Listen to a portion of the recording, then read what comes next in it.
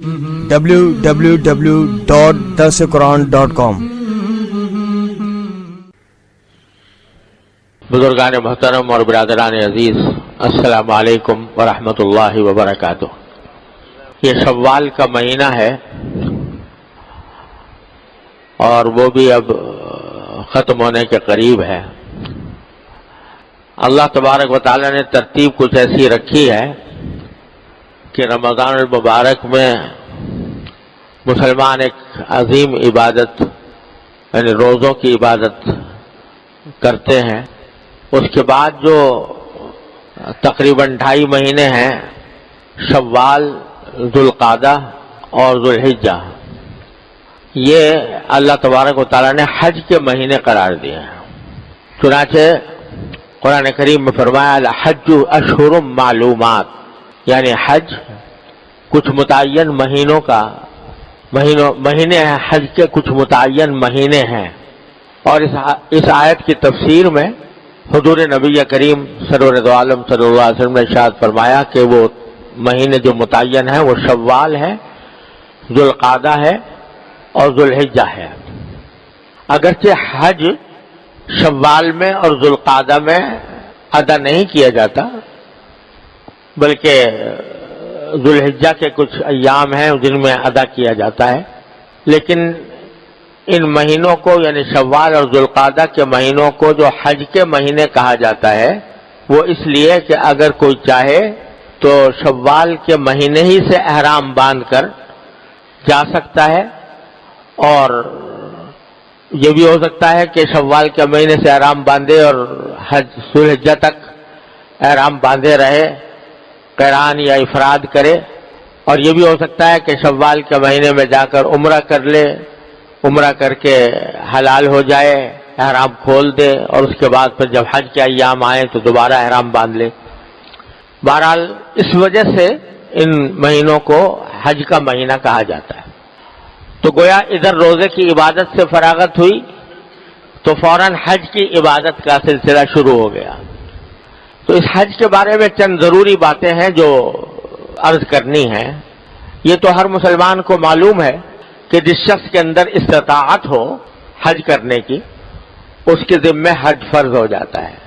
چنانچہ قرآن کریم نے ارشاد فرمایا وَلِلَّهِ عَلَى النَّاسِ حِجُّ الْبَيْتِ مَنِ اسْتَطَاعَ إِلَيْهِ سَبِيلًا، کہ اللہ کے لیے تمام لوگوں پر واجب ہے، فرض ہے کہ وہ بیت اللہ کا حج کریں، لیکن ساتھ میں یہ قید لگا دی من استطاع الیہ سبیلا، جو وہاں تک اس راستہ قطع کر کے وہاں تک پہنچنے کی استطاعت رکھتا ہو۔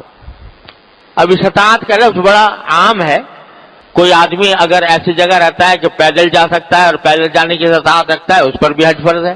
کوئی آدمی ہے جس کے پاس اپنی کوئی سواری ہے اور اس پر جانے کی صلاحیت رکھتا ہے، استطاعت رکھتا ہے، اس پر بھی حج فرض ہے۔ کوئی دور رہتا ہے اور وہاں سے بیت اللہ شریف تک پہنچنے کے لیے اس کو خرچہ کرنا پڑتا ہے، تو اتنا خرچہ اس کے پاس موجود ہو کہ وہ جا کر حج کر سکے، اس پر بھی فرض ہے۔ اور فقہاء کرام نے فرمایا کہ استطاعت میں یہ بات بھی داخل ہے کہ یہ نہ ہو کہ ساری پونجی حج کے اوپر تو خرچ کر دی اور پیچھے بچے بھوکے مر رہے ہوں، ان کے کھانے پینے کا انتظام نہ ہو، یہ بھی شریعت نے اس کا حکم نہیں دیا۔ لہذا استطاعت میں یہ بھی داخل ہے کہ خود خرچہ بھی برداشت کر سکے اور پیچھے جن کو اہل و عیال کو چھوڑ کر جا رہا ہے ان کے کھانے پینے کا، ان کی ضروریات کا انتظام بھی موجود ہو، تو اس کے ذمے حج فرض ہو جاتا ہے۔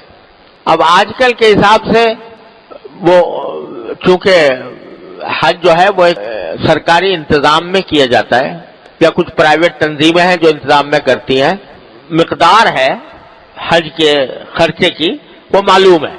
مثلا بظاہر سب سے سستا جو یعنی کم سے کم خرچہ جو ہوتا ہے وہ سرکاری انتظام میں اگر کوئی حج کرتا ہے تو اس میں سب سے کم ہوتا ہے، اس کی ایک مقدار معلوم ہو جاتی ہے، پتہ چل جاتا ہے۔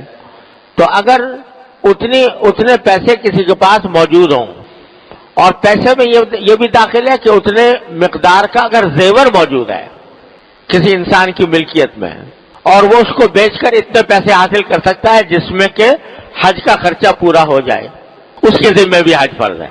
یعنی نقد ہونا ہی ضروری نہیں ہے، بلکہ زیور کی شکل میں بھی اگر موجود ہے اور اس کو بیچ کر آدمی حج کر سکتا ہے تو اس کے ذمے بھی حج فرض ہے. تو پہلی بات تو یہ ہے کہ بہت سے لوگ یہ نہیں سمجھتے کہ حج کی فرضیت کب ہوتی ہے. یعنی پیسے ہیں لیکن دھیان نہیں جاتا کہ ہمارے پاس اتنے پیسے ہو گئے ہیں یا اتنا زیور ہو گیا ہے کہ اس کے بنیاد پر ہم حج کر سکیں.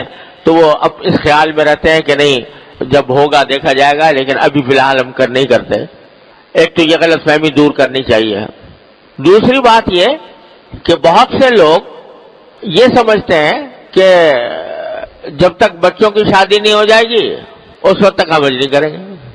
یعنی بچوں کی شادی کے جو اپنی طرف سے اخراجات کا ایک تومار بنایا ہوا ہے کہ بچوں کی شادی اس وقت تک نہیں ہو سکتی جب تک کہ اتنے لاکھوں روپے موجود نہ ہوں، یہ اپنی طرف سے بنایا ہوا ہے. شریعت نے نکاح کے لیے کوئی بہت بڑی مقدار خرچے کی ضروری قرار نہیں دی. لہذا اگر کسی شخص کے پاس اتنی مقدار ہے کہ وہ حج کر سکتا ہو تو چاہے بچوں کی شادی ابھی نہ ہوئی ہو تب بھی اس کے ذمے حج فرض ہے. اور اگر وہ ٹلائے گا تو جتنا ٹلائے گا اتنا ہی گناہ گار ہوگا. لہذا اس فکر میں رہنا کہ پہلے بچوں کی شادی ہو جائے پھر کریں گے. بہت سے لوگ ہوتے ہیں بھائی ہمارا مکان نہیں ہے لہذا پہلے مکان بن جائے گا تب کریں گے. یہ سب غلط فہمیاں ہیں. اللہ تبارک و تعالیٰ کا فرض کیا ہوا ایک رکن ہے جس کو انجام دینا انسان کے ذمے فرض ہے، اور جو غیر ضروری چیزیں ہم نے اپنے سر لگا رکھی ہیں ان کا کوئی ضروری نہیں. بہت سے لوگ یہ سمجھتے ہیں کہ ابھی تو ہم جوان ہیں، جب ذرا بوڑھے ہو جائیں گے کچھ ادھیڑ عمر تک پہنچ جائیں گے تو اس وقت جا کر حج کریں گے. یہ بھی شیطان کا دھوکہ ہے. بلکہ میں تو عرض کیا کرتا ہوں کہ حج در حقیقت عبادت ہی جوانی کی ہے. جوانی کے اندر آدمی حج کر لے تو الحمدللہ وہاں جا کر صحیح طریقے سے حج کے ارکان بھی ادا کر سکتا ہے، اس کے آداب بھی پورے کر سکتا ہے. لیکن اگر بوڑھا ہو گیا، قوا کمزور ہو گئے تو وہاں ذرا تھوڑی قوت کی ضرورت ہوتی ہے. حج کتنے ہی آدمی آرام سے کرے، کتنے خرچ کر کے کرے، لیکن وہ ایک مشقت والی عبادت ہے. اس میں کچھ نہ کچھ مشقت، بڑے سے بڑے مالدار کو بھی مشقتیں پیش آتی ہیں. تو اگر جوانی میں کرے گا تو اس کے اندر وہ قوت بھی ہوگی، جوش و خروش بھی ہوگا، اطمینان کے ساتھ کر سکے گا. بڑھاپے کا انتظار کرنا یہ بحث اب آخر، یہ کیا پتا ہے کہ آپ بڑھاپے تک زندہ بھی رہے گا کہ نہیں. یہ ساری باتیں جو ہمارے معاشرے کے اندر لوگوں کے دلوں میں بیٹھی ہوئی ہیں یہ بالکل غلط ہے، اور اس کی وجہ سے حج کو مؤخر کرنا ایک بہت بڑے فریضے سے غفلت کا مرادف ہے. بہت سے لوگ یہ سمجھتے ہیں کہ بھئی جب تک ہمارے ماں باپ حج نہیں کریں گے ہم نہیں کریں گے. ماں باپ پر تو مثلا فرض کرو حج فرض نہیں تھا، انہوں نے نہیں کیا. بیٹے کے پاس اتنی استطاعت ہے کہ وہ حج کر سکتا ہے، تو دماغ میں یہ بات رہتی ہے کہ ماں باپ کا حق ہے پہلا، لہذا پہلے ان کو حج کرائیں، اس کے بعد اگر پیسے بچیں گے تو پھر خود حج کریں گے. یہ بھی فضول بات ہے، اس کا بھی کوئی شرعن کوئی جواز نہیں ہے. اللہ تعالیٰ نے ہر ایک فریضہ ہر ایک آدمی پر اس کے حساب سے عائد فرمایا ہے. اگر ماں باپ پر حج فرض نہیں تھا، انہوں نے نہیں کیا، تو ان سے کوئی مواخذہ نہیں ہوگا آخرت میں. نہ آپ سے کوئی مواخذہ ہوگا کہ آپ نے ان کو کیوں حج نہیں کرایا. آپ کے ذمے ان کو حج کرانا کوئی فرض نہیں، کوئی واجب نہیں. لیکن آپ کے پاس اگر استطاعت ہے تو پہلے تو آپ اپنا فریضہ ادا کریں، اس کے بعد پھر اللہ تعالیٰ توفیق دے بہت اچھی بات ہے. والدین کو حج کرانا، ان کا نفلی حج ہو چاہے، لیکن کرانا بہت اچھی